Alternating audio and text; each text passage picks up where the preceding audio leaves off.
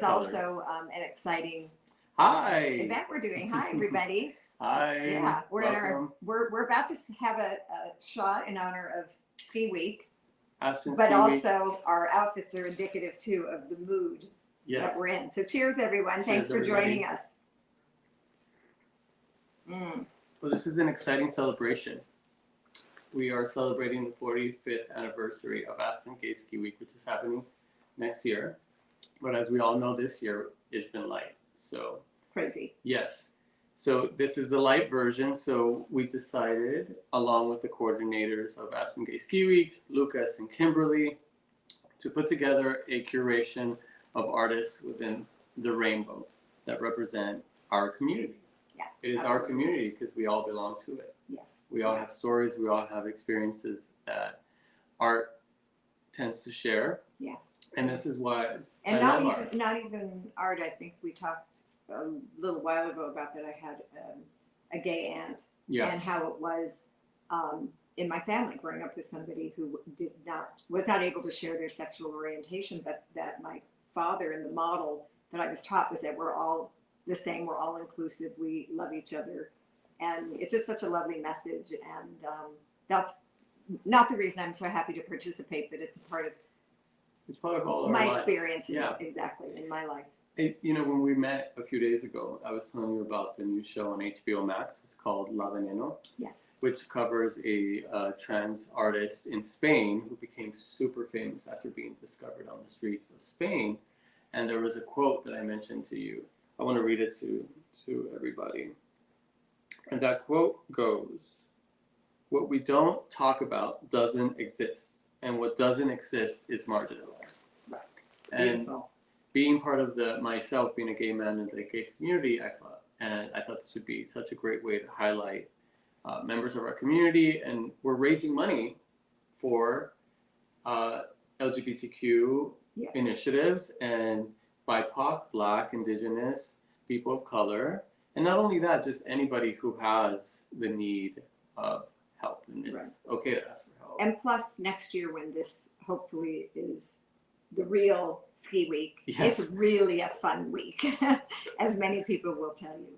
I plan on being there. Yeah. Yes, in full regalia. Well, next year, tune in, you'll see our second outfits. There you go. So what is Aspen Gay Ski Week? Aspen Gay Ski Week is an event that is, well, you know, A more about yearly it than I event. do. Yeah, it's a yearly event, and that raises money for charity. Right, exactly. And IPOC you mentioned, but I really don't know what that specific charity is. So tell me again. Yeah, so BIPOC means Black, Indigenous, and people of color. Okay. It's a Thank you. term. You said that, but I didn't register. Yeah. Yeah. Thank you. So we have amazing artists here tonight, and a couple of them that are friends and family of ours. Some of them on my roster are Alex Binash, who is known for dressing Billy Porter for the Oscars, that big gown. He's donated art to the curation. Ashley Longshore, who is a female artist, and I love her. It's so funny. And she's out of this world with her personality. She's donating a piece. We have our featured artist who will be joining us shortly, Sage Gallen, whose work discusses queer identity, also Black identity, and whose work's been shown at the African Museum. And he did a short film on trans young members in Hollywood Boulevard. Oh, wow. He followed them for a year and created a documentary over them. Yeah. Yeah. I'm aware of that documentary. Yeah. And Yeah. And on my end, I have Zachary Crane, who is going to be live with us from Utah. But I met him when he was a young artist in LA and had a really terrific connection. And I've tried in every way I can to be not only a friend, but a promoter, and partly how I ended up being a curator, just because I'm such an enthusiast of art and the artists that I have befriended. So I'm excited that Zachary will be here. And then another friend, Amanda Flowers, young artist here. I just see this extraordinary talent. I, again, just feel this desire to promote and to help people early in their career. And I think Amanda's worthy of the attention, definitely, really talented. And then Theodore Boyer will be popping in. And I also befriended him from a studio visit and spent a lot of time at different shows around LA. And he is changing his art, always growing, evolving. I think he's also extraordinarily talented. And that's who I have with me tonight, but we have many others coming on board for the duration of the event because the auction will be up for some time. Yeah, so it'll be on all year, and we'll be back each month covering a different artist. It's part of the curation, so you all get to know them and really get to know their work, their story. There's so much behind a painting, right? There's Absolutely. just not the painting. Everything I have in my home is because of the story. Mm-hmm. It literally is. Talk to us a little bit about your curation. Like, how do you pick what you want to include in your collection? I think, again, it has to do with oftentimes being at a show or being in a gallery and feeling very drawn to the art, that somehow or another I find myself in relationship with the artist via an invitation to the studio, or somehow where I hear something that just resonates deeply. It may be also somebody I've never met before, but that, again, the subject matter or just the skill set that I'm seeing, I really enjoy. And behind us, you can't really see it, but it's Baldassare. Obviously, he's an artist that passed away this year, but he was so ahead of his time with his mix of photography and paint. So, up above us. But either way, and then my friend Martin Durazo, we put between us. It's probably a little more street art oriented than what I typically collect, but I think he's incredibly talented and has a wide range of art talent. I love to see the range between everything. To me is fine art. Just the range of colors and mediums and the way that people express themselves. And it is a craft, so please support and look at the curation. We have amazing artists and amazing prices. Yeah, I was just going to say the price point is really important as well, and everybody here with us is emerging, but some are, I believe, well worth investing in. I think everybody is. I love living with art. That's the main thing I want to say. Living with art is my joy. On that note, let's welcome our first guest. He is an American artist, and his name is Sage Gallen. Hey guys. Hello. Hi, Sage. Hi, Sage. Hey guys, how are you, Steve and Diane? Well, hey, how are you doing? We're doing good. How are you doing? Awesome. I'm incredible. This is such, I can't even explain it. It's such an honor to be a part of this and to be here with you guys tonight and to be presented with some extraordinary artists. I know I heard you mentioned some of your artists that I just love their work, and just being a part of this is such an incredible honor for me. So from my heart, I want to thank you all for allowing me to be a part of this, really. Well, likewise, we're so excited that you're here. And for me, it's also a way to meet some artists that I didn't previously know. So this has really been Wonderful. Amazing. Yeah, thank you. How did you become an artist, Sage? When did you start creating art? I don't know if one becomes an artist. I think we're all born artists, and I think we all have our artistic inclinations. And what I found growing up, and just a brief history, I was born to two unwed teenagers who had me at a very young age in 1969, and my dad went off to Vietnam. My mom was dealing with some substance abuse issues at the time and was sent to live in a commune. And when I was 4 years old, I moved into a commune where I spent my formative years. And when we moved back to New York in '79, there was a lot going on. And I knew that I had a certain solace in creation. I found comfort in drawing and writing and the creative process, but I didn't put those dots together as, oh, you're an artist. I just found it to be my source of prayer and meditation.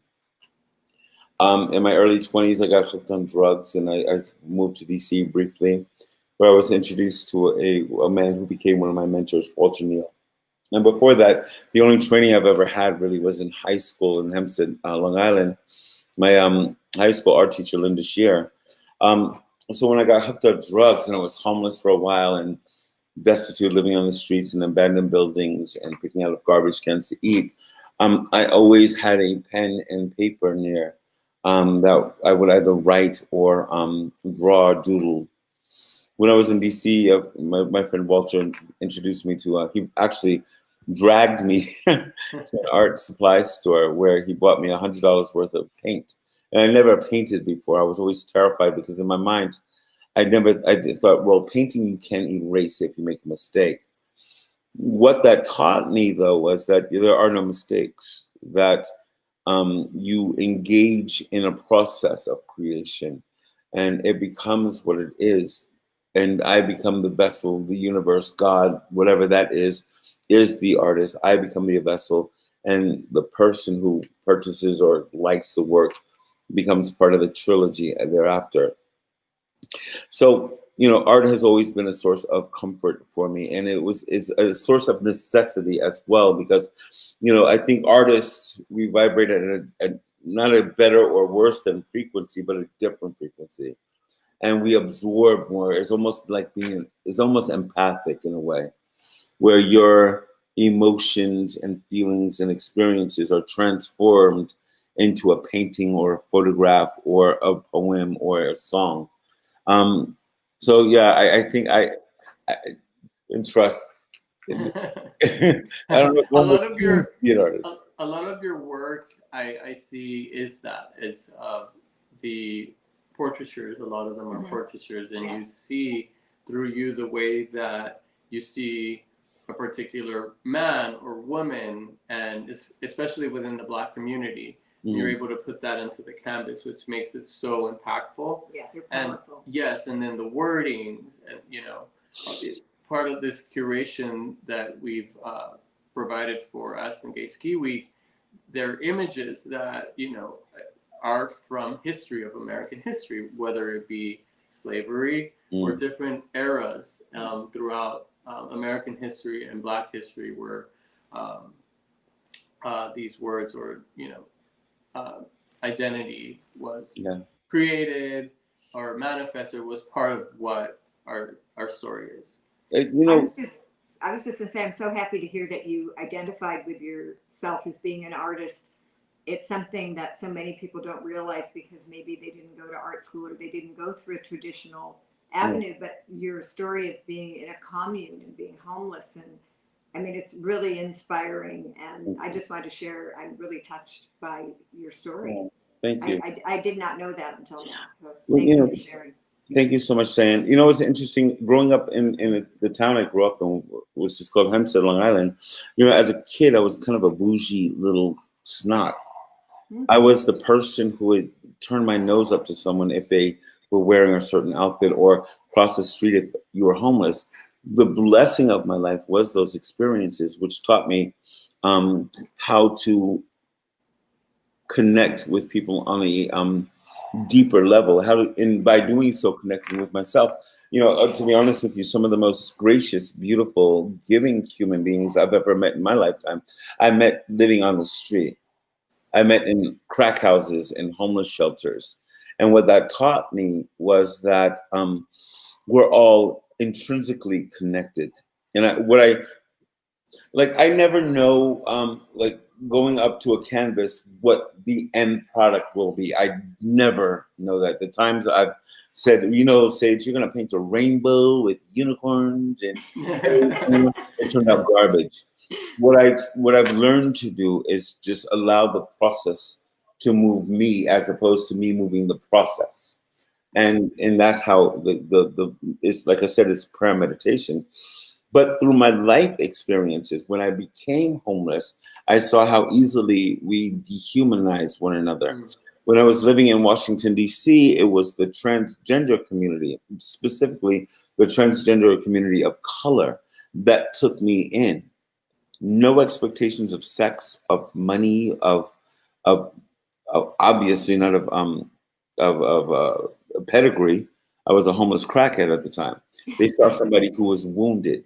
And for the people who are in the totem pole of society, literally at the bottom, to have shown so much love and grace and compassion for a wounded, broken little boy, it taught me a lot, not just about the trans community, but about myself.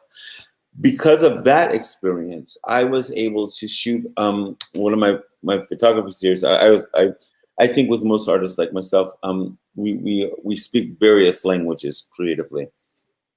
In my photography, I was able to spend a year on the streets with a group of homeless transgender kids of color in Hollywood, specifically Santa Monica and Highland.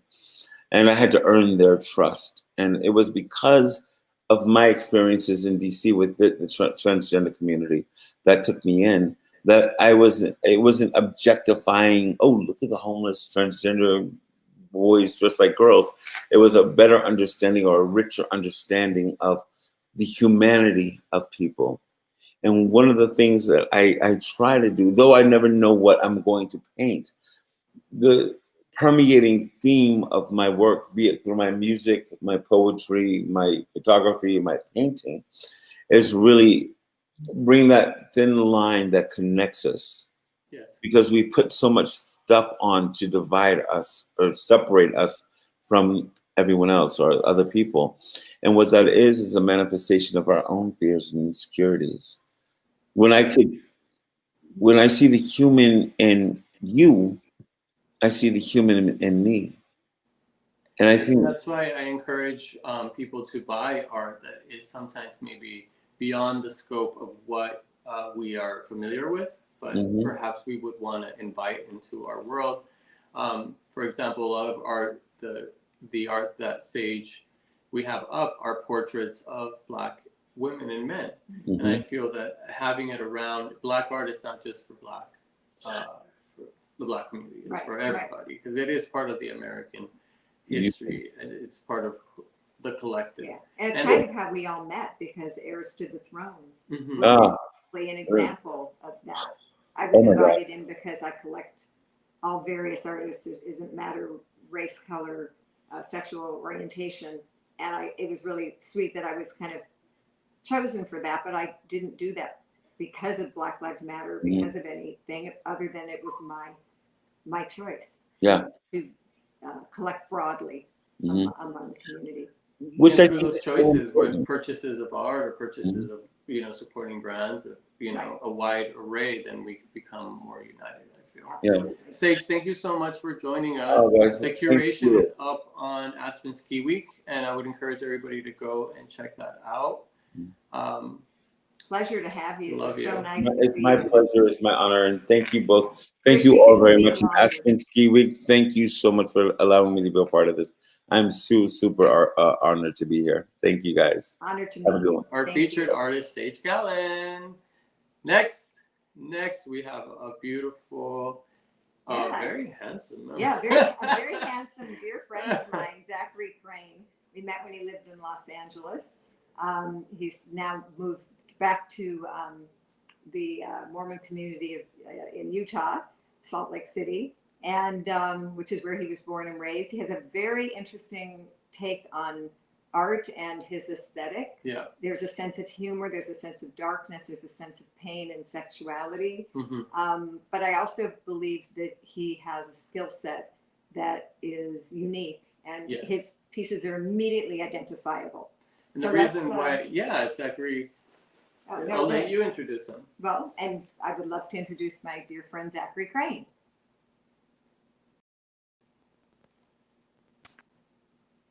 Are you there? Hey, Miss Allen. Hey, how are you, Zach? Yeah, can you see me? I can hear you. Hi, I'm good. Can you see me? Yeah, we can see you too. Hi, Zachary. You're little, but you're there. I love the pink coat. Hi, how are you? Oh, there you are. How are you, Luke? Yeah. Here I am. Fantastic. Hi, guys. So tell us more about yourself. Did you hear my introduction? I did, and I was so flattered, Dan. Thank you so much. That was like, I should have you write my bio on my website. Anytime. That just spewed out of me just from love of the memory of meeting you and the times we had wandering around in Hollywood with, well, you remember when we visited the hookers who lived on the street, or the street, I don't even know what you call them. That's a terrible word, but we had so much fun together. Yeah. I know, it was crazy. Diane tells me that we had so much fun. Yeah. Yeah, we met at your one of your first shows. So art. Yeah. Anyway, so tell us about what you're doing now. Oh, okay. Well, yeah, Diane and I met through art, which was cool. She was the first person to come in and buy a piece of mine, and it was so cool for me because it was my first like big boy art show. And I was like, the prices are ludicrous. I don't really go for them. It was the highest for because it was at a gallery, and they take 50. And just came in and bought thing, and I was like, oh, this is like, she gets it. And then she exposed me to a ton of work, so a ton of other artists that I love, and she has great taste. What am I doing right now? Right now, I am kind of just like rebrand everything, and everything's under. My best friend and I, her name's Nadej. She's kind of helping me kind of rebrand everything and make everything a little bit more convenient, make things a little bit more accessible, make things easier for me so that I have more fun and that I can get back to kind of work that I love. But at the moment, what I'm doing right now is actually really awful. I'm doing this mural, this humongous, big mural, and I have to have like a construction fit. It's called a boom. I don't know what people would know it as, like a lift, basically, where I can get up there high enough on the wall. And it's here, and I'm painting a wall, and it's taken 3 months, and I hate the client. And it's the first time I've ever had a client I hate. It. You do your best work. I've never had a client I hate. They're always sweet. They're always cool, and they always get me, and they always love me, and they always trust me. This guy's impossible. And I'm painting an American flag, and all, so I'm really inspired. That is not in your wheelhouse. Is it colorful? I know. Is it colorful? I know. I don't know why I said yes to it. I thought it would be fun. I was sorely mistaken, and I've learned from my mistakes, and now I just have to finish it. Things aren't very interesting right now. That's why I was really show us do this. And did you bring a few things? Zach, I'm sorry to interrupt you. Did you bring anything that you could pan on so people can Lucas get a feel? Lucas has some photos. Yeah, from the collection. Good, because when I say that his work is memorable, once you see something by Zachary, if you see it again, you for sure recognize. There we go. Yeah. The ski bums. Ski bums, yes. I also those were fun. I made those just for fun. Oh yeah, I love ski fashion. Like, this is, There we go. Yeah, I love your pops of color and the way that you use color. Like Diane was telling me that when she met you, you were wearing a very cool outfit, and it was colorful. And you shared that these particular pieces you drew while you were on a ski trip, right? I was in Megève, France, and Switzerland, and I was there for about 3 weeks, and I became really inspired by it. And I love winter fashion. I love winter. I love, obviously, I love fur. I got my boots. I always wanted a pair of those. You guys see? Yes. Yes. Are they purple? So I love that, and so that's why when I approached to do this, I obviously said yes, because I already had all that work. I was retro. I think it's sexy. I think it's booty. I think it's cool. I think it's fun, and the color. That's basically kind of like what I hope I'm contributing to Ski Week is. Like the dumb, sexy blonde. Like, I'm just here to have fun. I'm just here to be dumb and have fun and be cute and to be colorful and to make people not on any intellectual agenda whatsoever. I'm just a damn good time. On that note, during our chat when we initially spoke, you mentioned how this was a great opportunity also to give back to charity. So we thank you for donating these pieces. Are you? I'm happy to do it. I'm happy to do it, and I hope somebody falls in love with them. Are you inspired by color? Because I've seen your photographs; they're very, glossy and colorful. And walk us a little bit through your artistic, creative process. I think it all started because I fall in love the idea of color and colors together. Like sometimes Ulta or MAC just to look at the lipsticks and read the names of the colors and the eyeshadows. Nice. Yeah, they're always and fun. stuff like that. Yeah. I love Yeah. the names. They're so creative. They're so creative. They're so good. Like something at some in my life. I don't know if it's makeup. I don't know if it's a colored pencil kit or an art kit or whatever. I want to name colors. I love titling colors and putting specific ideas and words together with others that are like, for instance, there's this green, and it's actually been around for a long time. I don't know where it came from, but it's called Hooker's Green, and it's the most intense, puny, icky, vibrant green, and I just love it. I love the name.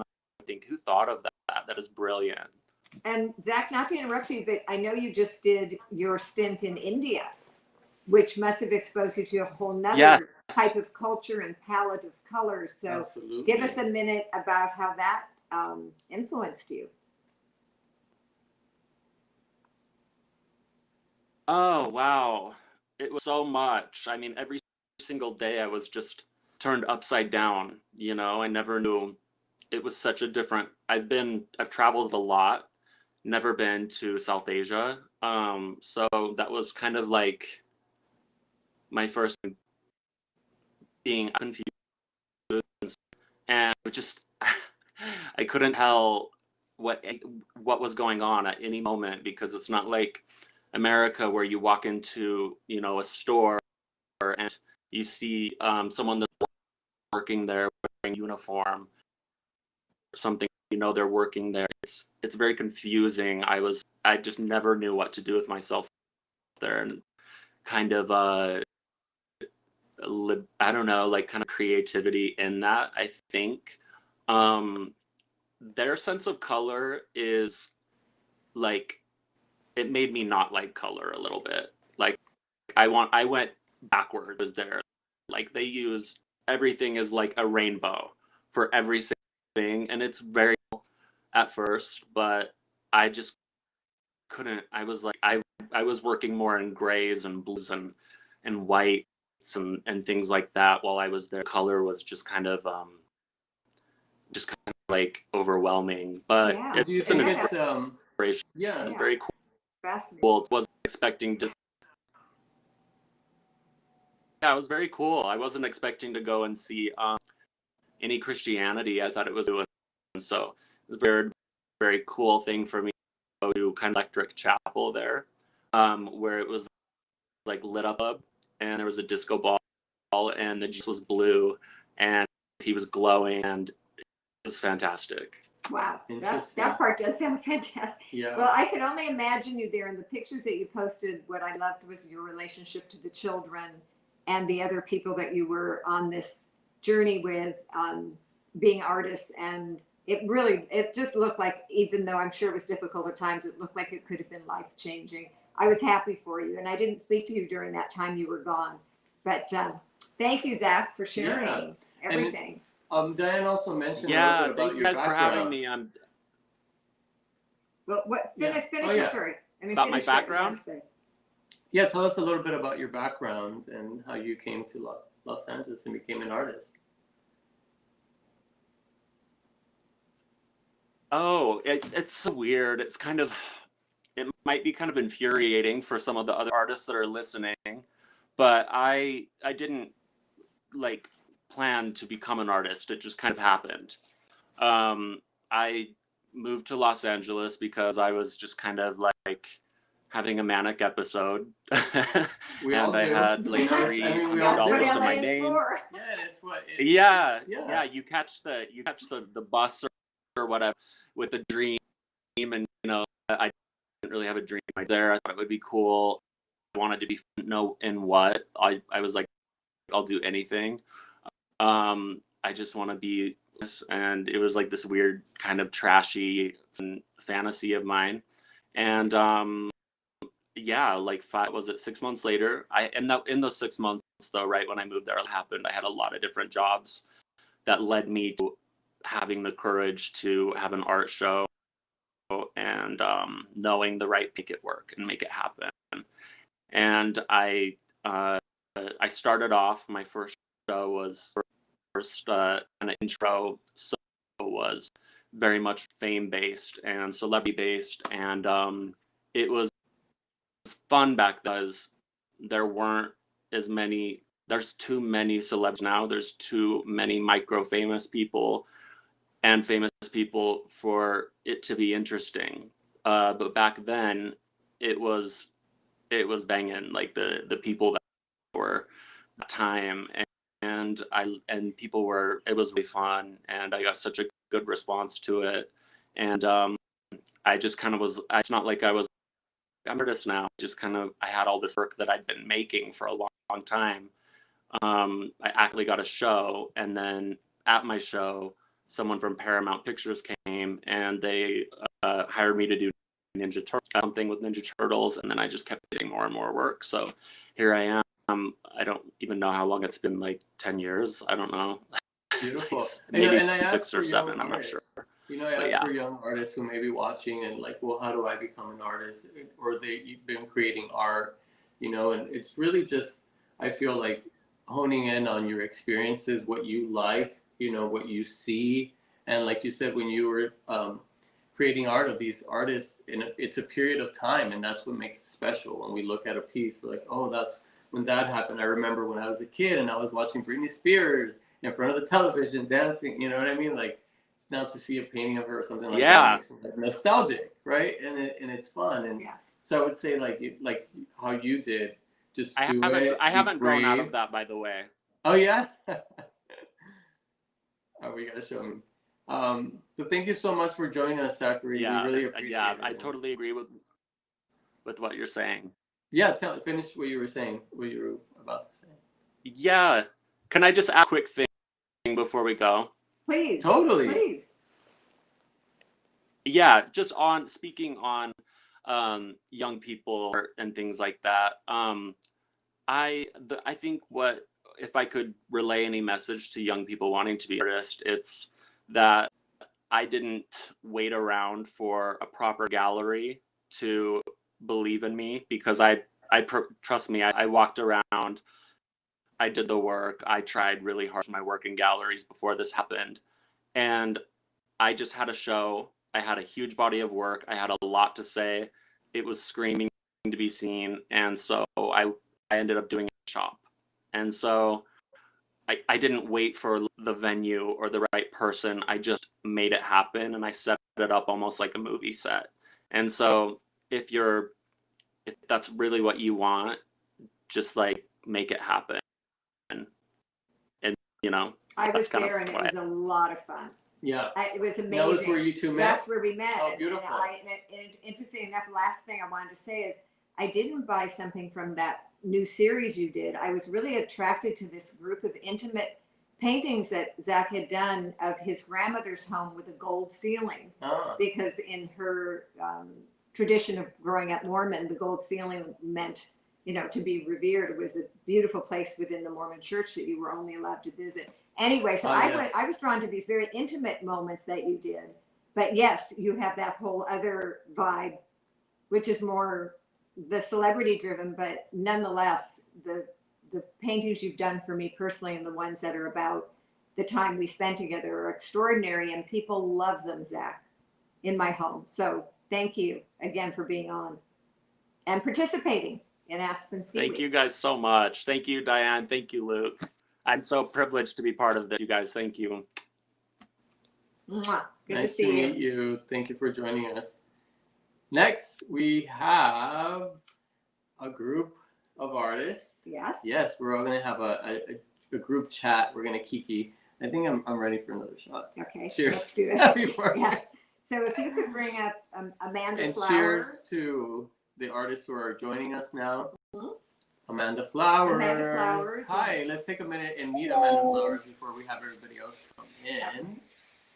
Now, Amanda is an artist that I was so proud to meet. I was with another friend of mine who's an artist at a show in downtown LA. You have to tell me the name again, Amanda, but you had paid for your own booth, curated this small show. Mhm. I walked by 3 times, and every time I kept saying, this young woman can paint.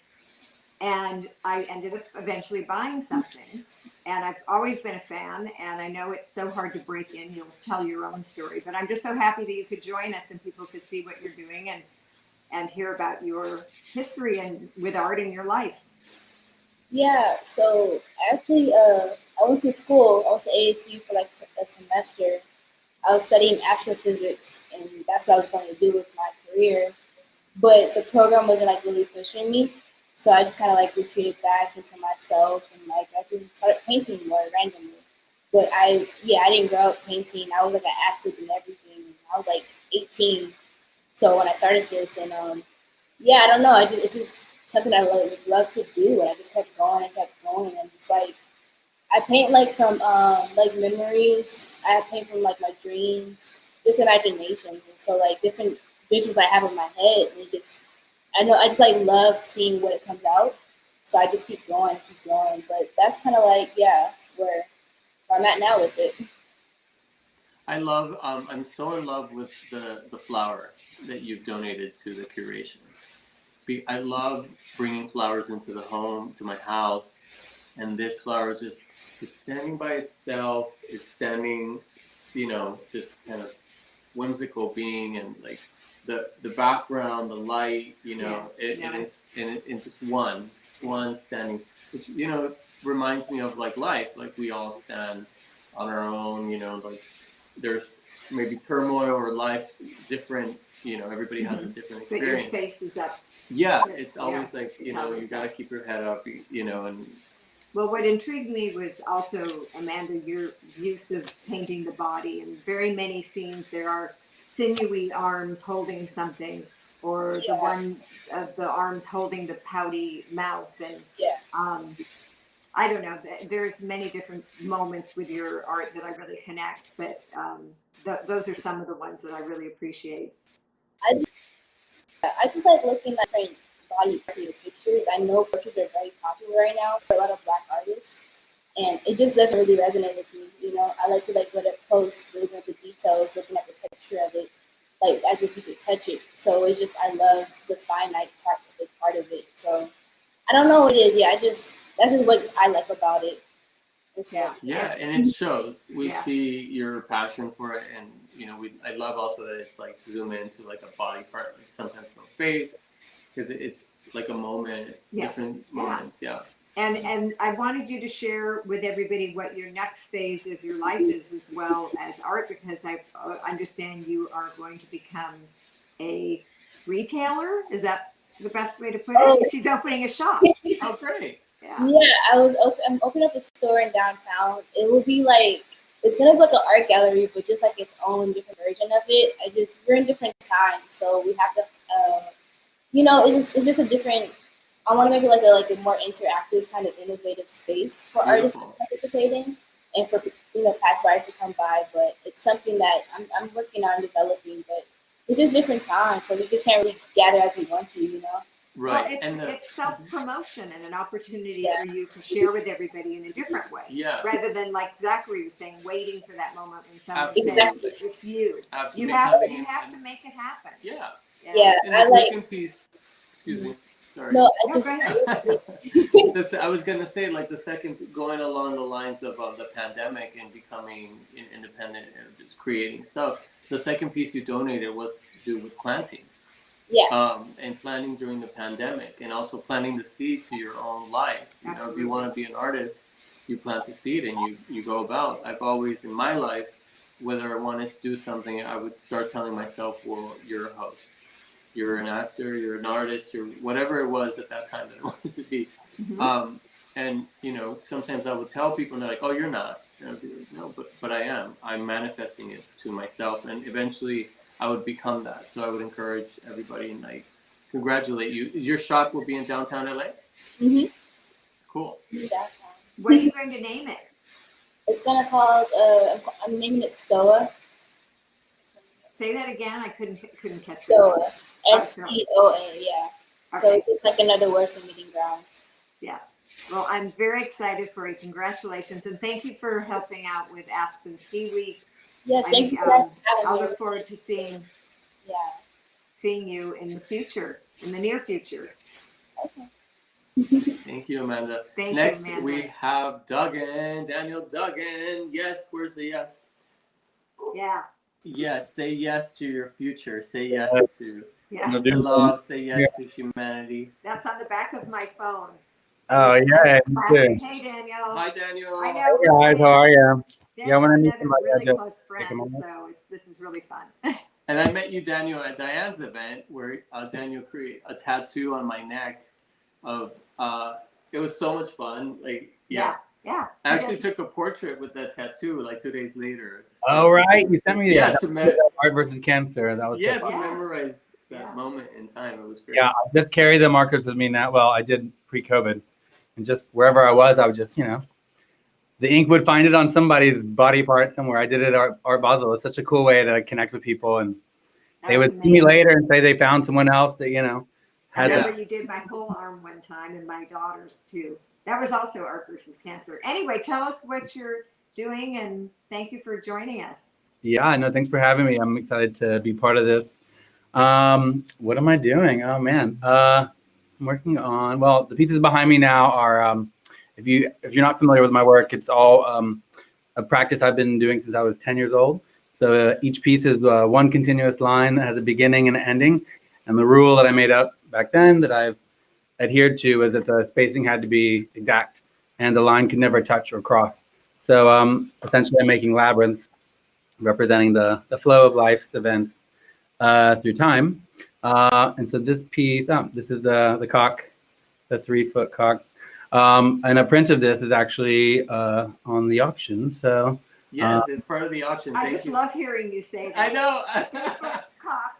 Well, I made an 8-foot one for Bombay Beach. So I was able to say, let's go look at my 8-foot cock. I hope my mom's not watching. It's a rooster. But yeah, so there are limited edition prints of this. So we can sell more than one. Let's sell all of them. Yes. And raise money for the LGBTQAI community. The one on the other side is an abstract I made in Cuba. My mom's from there. And your mom is from Cuba? That's why you also you were just there, right, for Havana art? I was there for during the art week last year and then the year or two before.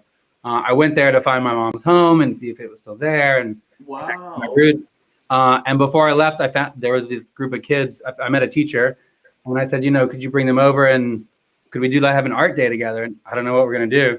And they brought this big piece of paper, and I said, okay, it's all white. Let's fill it with color and draw whatever you draw.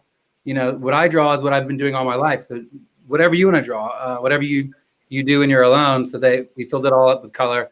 Then I overlaid it with my line. And then I'll use, a portion of this will go back to the kids when I sell it. I actually also have prints. So if anybody wants a print of this, that'd be great. I would commit to donating a portion to this auction. So anyone watching? And that's the piece behind you. Yeah, this is the piece behind me. That's beautiful. It is. I've seen it live. Yeah, it's beautiful. So yeah, that one's called It Takes All Kinds. Because as I was drawing it, I was speaking in Spanish to them, and I don't know why, but it just came to me to tell them that, it takes all kinds of people to make up this world. So if they ever feel like, they're weird or different, it's a good thing. Because without all the different kinds of people, the world wouldn't be what it is. And it really relates to, to this auction and the cause of, accepting yourself and loving yourself and knowing that you are born exactly the way you were supposed to. And you're here to, love yourself and be kind to everyone. So this one is called It Takes All Kinds. So it means a lot. Beautiful. I didn't even think that related. Through accepting oneself and ourselves is that you can become the most beautiful manifestation of yourself and your work.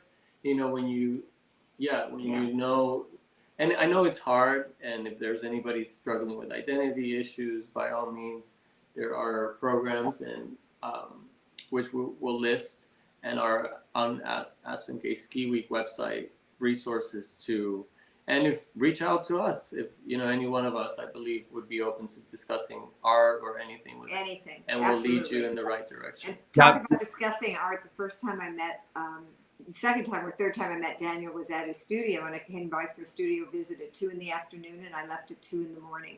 So just to give you an idea of how the continuous line. friendly and inviting and interesting and fun. He has an extraordinary body of work, again, all based on the continuous line, but every piece is different. Yeah. And Yeah, it's crazy how it's like limitless. I'll never run out of ideas. I can only imagine. You never will. Yeah, I'm constantly working with new materials. I have a piece that I did in moss. I used a lawnmower this summer during the quarantine just to like play around. Oh, that was beautiful. That's good. I can't wait to see that aerial. That, yeah. Yeah, on it just inspired me to keep. Well, I was at my friend's house and he said, "Oh, I need to cut the grass," and I was like, "Oh, I'm staying here. I'll cut the grass for you." So that was out in Topanga. So that was quite a surprise. And he was like, "Yeah, let's keep it. It's cool."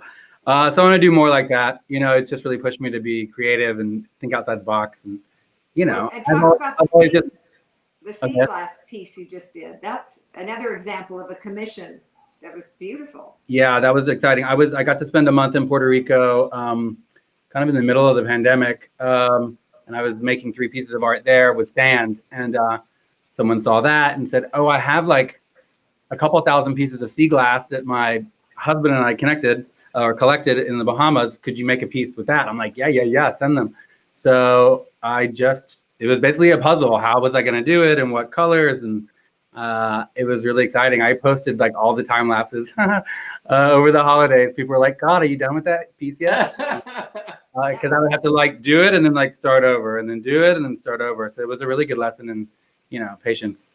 I'm so excited for your lines of clothing as well. I love the suits. The suits look amazing, and the rugs. Yeah. Also, you can collect Daniel's work in many different ways. I'm doing the back stairway up from my kitchen up to the guest room. Oh, I love it. We're trying to figure out the colorway, and I know the design I want. But yeah, so Gorgeous. Yeah, I can actually show you real quick with all the light options.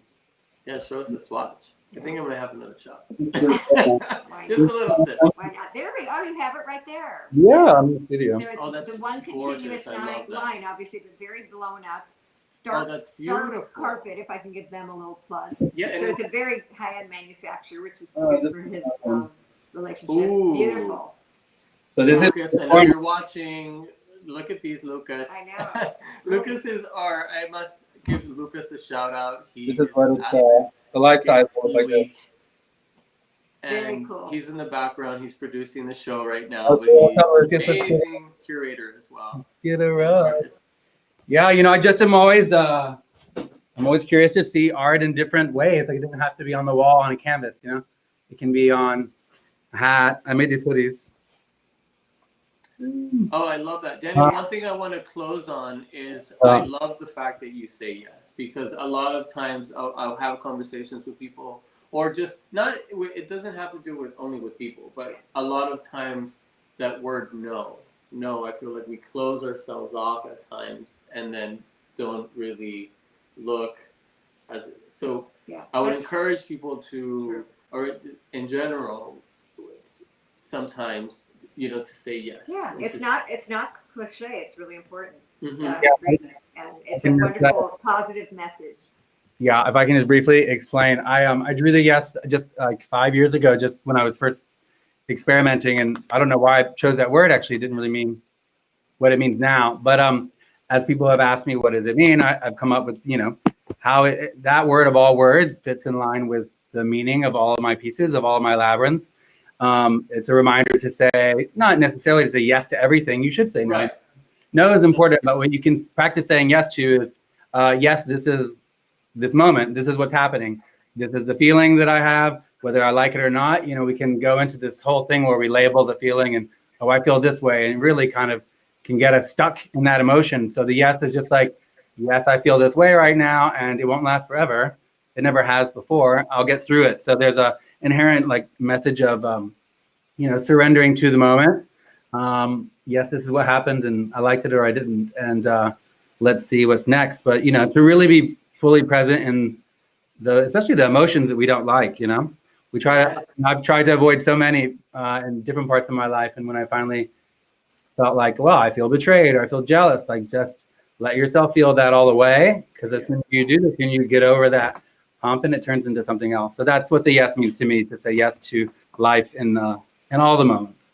Well, thank you so much. Yes. Because this has been yes. Yes. And yes. I'm going to say yes to the next time you go on some amazing trip instead of no, because I've been invited before. Yeah. But on that note, again, thank you so much, Daniel, for participating. And My pleasure. Thank you for having me. Pleasure. I also just thought real quick, these hoodies and these hats, I just picked them up today. I haven't even put them up on the site yet. But if anyone's watching, wants to DM me on Instagram, Daniel Dugan Art, I'll donate anything I sell of these today. I'll donate a portion to our cause. So Awesome. Thank you. yeah. So there's also hats. There's a black and a pink one. So hit me up in the DMs. I and love the pink. Thank you. Yeah. Thank you, Daniel. Appreciate it. All right. Thanks, guys. Have a good night. Thanks. Thank you. Next, we have an artist from Palm Springs and Los Angeles. Jeb Pick has a beautiful installation right now in front of the Palm Springs Art Museum. Oh, yes. It's a large installation of the San Andreas Fault, and he is part of our curation today as well. And I'm not sure if is Theodore Boyer joining us, but first let's introduce Jeb Pick. Jeb, welcome. Hello. Thank you for having me. Hi. It's a great honor to be here with you guys, so thank you very much. And thank you for being a fan of the Fault Line. It's not just a public art piece, but it's also a metaphor for the faults in our lives. The Fault Line itself is 255 foot long, and it's painted bright red, and it glows in the dark. The idea is to put the two signs at each end of the path, one that says not yours and one that says not mine. And it's sort of not your fault and it's not my fault, and you shouldn't get stuck on a fault, blaming yourself or blaming the government or maybe blaming your childhood. You just have to learn from the fault. And people don't always realize that the faults in the earth and the faults in our lives actually create expansion. If you survive from the fault and not get paralyzed on it, you can grow. So the San Andreas Fault does run through Palm Springs, but it also, like I said, it's something we all have in common, is we have a fault, and no one's perfect. And yeah, I love that. I love that metaphor. And I didn't realize that was exactly your intention, but it makes it so much more expansive for me to hear. And I think that's why I love knowing and meeting the artists. I get a much deeper understanding. So yeah, it's amazing. I love it. Thank you so much for sharing. It took on a whole new meaning during the pandemic. Yeah. I got very blessed when the city bought the piece at the beginning of the year in January. And March I was supposed to begin, and then the pandemic hit, and they couldn't give me workers and they couldn't give me machinery, but they gave me the keys and they said, you can go down there. And as you can see, it's a large space, so sometimes you don't know where to start. I can imagine. So initially, were you going to carve into the ground and create? I did. It's actually raised. The Native Americans here are called the Kauaian people, the band of Agua Caliente Indians. And they made mounds sort of like in Chichen Itza, where you could tell the time of day by the way the sun hit. So it's actually raised about 12 inches off the ground, and I collected recycled cardboard, and I put the cardboard down in there. And then on top of it, I sort of created a paper mache effect with flour and a plaster. And then I painted it the bright red.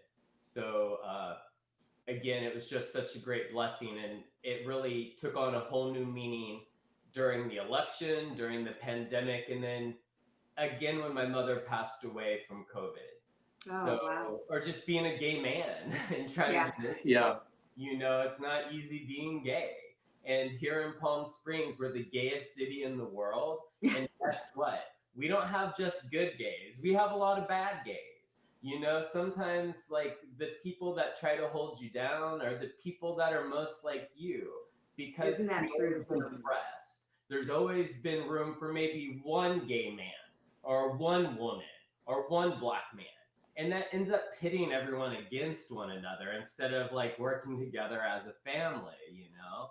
Yeah. So sometimes I've noticed gay men will get married and then they have their kid and then they have their home and then they have their picket fence. And next thing they're judging me because I'm taking photos of men kissing and writing articles about sensuality. You know, I'm not saying that's everyone. I guess it's 50-50 in life, right? Yes. 50% good gays and bad gays and good politicians and bad politicians and bad cops and good cops. And we always know that the good will win. And, you know, just like what Zachary and Sage were saying, you know, it's you don't know you're going to become an artist. You just are an artist. And Maya Angelou would say, well, nothing will work if you don't work. And then you know what Dolly Parton says? Live like you're hungry. Yeah, Yes. I have heard that before. Hungry. Yeah. Because once you're hungry, you keep doing. You become the artist and you heal yourself. Absolutely. And then hopefully your art will heal other people. So, you know, I don't know if any of it's true. It's just what I try to practice and live by and do. And I've been blessed with opportunity with you guys and Aspen Gay Ski Week, the Art Museum, the City of Palm Springs, and on and on and on. And I just know that when you give, you receive. And when you build other people up, they help build you up. So thank you for building up all these artists, and thank you for building me up. I really appreciate it. And well, you're welcome. Yeah, Amazing. thank you so much, I Jen, love and we're hearing so your happy. story. Yeah. I wanted to say one other thing. I don't know if you know that I'm involved with Desert X, and we do, you know, the experiential kind of art in the desert as you're doing, and it's been postponed for this year, but I have not had the privilege yet of walking your Red Fault, and I really look forward to it because it's so up the alley of the things that I participated in with artists in Saudi last February. And with COVID, it's so sad, but it's locked us all down from having these experiences around art. So I'm anxious to go and see it. And congratulations on that piece and you're purchase. Always invited, always. Both of you and anyone watching and anyone anywhere. It's like I like to connect through social media, but really I like to have meaningful conversations with strangers. And you guys aren't strangers, you're family. So you guys come on down, but I'm talking to all the strangers. They say that there's someone who loves you that's cheering you on, but there's a whole group of strangers out there that you do not even know of that are cheering you on too. I agree. I love that. I agree. That's beautiful. Thank you, Jen. Well, thank you so much. It was a pleasure to chat with you, and thank you for donating your time and your art. Yes. So Jev's painting will be part of the curation, and go on the website, and we will. And please come to Palm Springs, or you can also follow Jev at Jev Pick, and to see the fault line. Yeah. Yeah. Beautiful. We look forward to more work from you, Jev, in the future. I know you're going to do bigger. I know. And you're a great person. I love you, and this is great. And thank you so much. Yeah, the positivity. Bravo. Thank you. Thank you. And quickly, next we have Theodore Boyer joining us. Yes. I Are am you so here, excited because I Theo? love your piece, Theodore. We have a couple minutes. Oh, there you are. I'm so glad you made it. So Theo is another good friend of mine. As it kind of sounds cliche now, but I've become friends with almost every artist that I have something. And like Jeff said, it opens up the doors to becoming friends, to becoming family. Yeah. And so Theo's been here in my home many times, and one of the first people I asked to come and join. So one of the first things we want to ask you is what are you working on, and show us and tell us a little bit about yourself. Oh, I'm not hearing anything. I was muted. Okay, can you hear me now? Oh, there you go. Yeah. Thank you. All right, great. So actually, it's great you asked because I've been working from home a lot in the last couple of weeks because of the lockdowns and because of various reasons, homeschooling the kids. So it's been a lot of hours at home. But I have an easel that I've been painting on, portraits primarily. And so I'll show you a recent picture I just painted. I don't know if you guys got to see that or not, but show us again because Yeah. on our end you're sticking a little bit. I don't know why your screen is frozen. can you see it? No, not here. Let me I don't know press, about let me anybody else. Here, I'm gonna just refresh here. There we go. Oh, there we go. Might have Okay, been, great. it might It have was been my yeah, on our Okay. end. Yes, yes, beautiful. I saw that the other day. I think on your Insta, and I think it's fantastic. Yeah, thank you. So I've been doing these portraits from home, and that's my wife. So, I have I'm fortunate enough to have two children and a wife that I get to be inspired by every day here, which is really great when I don't get to go into the studio. Yeah. And how interesting! The first thing I bought from you was when you were doing celestial skies tie-dyed on canvas. Remember and I've got that big one up in my guest bedroom, and everybody loves it. But what a departure! I love seeing where you've moved on to portraiture. Yeah, COVID has given me an opportunity to re-explore that genre, and it's been really exciting. I still use a lot of those techniques that I used in the celestial star map works for the backgrounds of my current paintings. Oh, I see. Especially, well, the one that's in the auction too, with you guys is an example of that. So it comes from these celestial backgrounds, which is basically about interconnectedness, and all of us are connected through star stuff and the cosmos, and we all have the same kind of elements within us. So it's all about interconnectedness and humanity and spirituality. And so I like to reference those things too, but I'm now, sort of evolving into more representational work too. So I'm kind of referencing art history, and sort of going back into this still life sort of thing, exploring different mediums. But as you can see here, the backgrounds are still this sort of celestial star map thing. So beautiful. Yeah. Whether any spectrum of the rainbow, we're all family, and it's a joint venture. That's exactly right.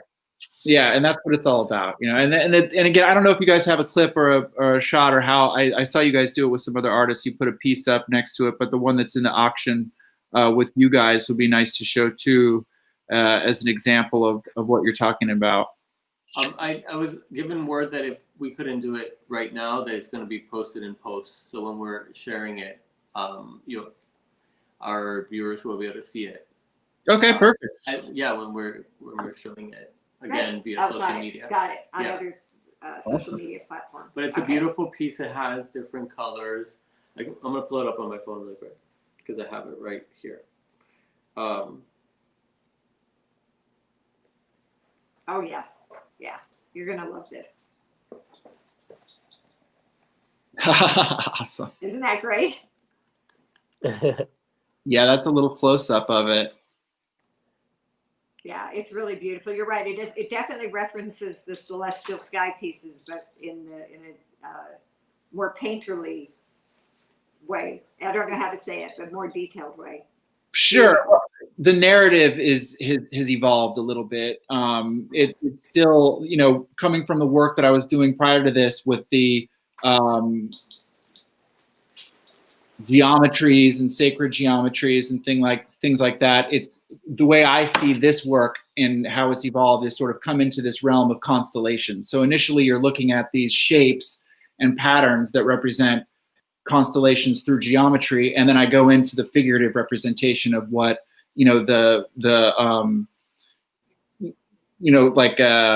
mythological representation of what constellations were. one thing I love about Reminiscence of Constellations and what you do, it's that we do all have a history, you know, human history, and we could all learn from our past and to move on to the future. And like, we are all, in essence, like you said, stardust and come from very little particles, and we're all just particles moving around, you know, sharing energy. Right. We're all part of the same thing. Yeah. How old are your kids, Theodore? I have a 6-year-old and a 3-year-old. Oh my God, that's the best age. Yeah. That's Cute. the best They're very age. cute. It's a lot of fun. Also, it's funny. I was just thinking back when you're talking about the celestial sky. At their age, my mother once drove us up on a trip to Arrowhead, stopped the car in the middle of nowhere, and had us climb up on the roof to witness all the stars that you don't see in the city when you grow up. Even in LA in the 70s, it was extraordinarily beautiful. And I don't know why I had to run off with that story, but it was. No, I hadn't thought of it in so long. And when I see your paintings and I saw it upstairs, it reminds me of that. It's like the sky, and like, but it's in front of me. And sometimes we forget to look. Lately with COVID, when I'm driving or the sunsets, I'm like, wow, the sunsets are so beautiful. I don't know if I didn't take the time before, or is it like pollution? I don't know what it is. I think it's a lack of pollution. Yeah, it's the life we live. You know, we're constantly looking at screens. We're constantly in this digital realm, but sometimes we just need to put that down and appreciate nature for what it is. And I feel like, you know, places like Aspen or Arrowhead, or, you know, even, you know, go down to Malibu or Santa Monica or something and stand next to the ocean, and you have that same feeling. You know, it just takes a little bit, you know, take a little bit of time out of the city rat race and enjoy that and appreciate that. It's very grounding. To enjoy art and to enjoy nature. And on that note, join us next year on Aspen Gay Ski Week's 45th anniversary. Theodore, we hope to see you there. And we're going to have upcoming this whole year, we'll talk to every artist that you saw tonight and additional artists, which will be part of this curation each month. So come back and join us via YouTube. We'll see you soon. Thank you so much for joining. Thank you, Theodore. Thank you, Theodore. Thank you. Yeah, it was a pleasure. Mwah.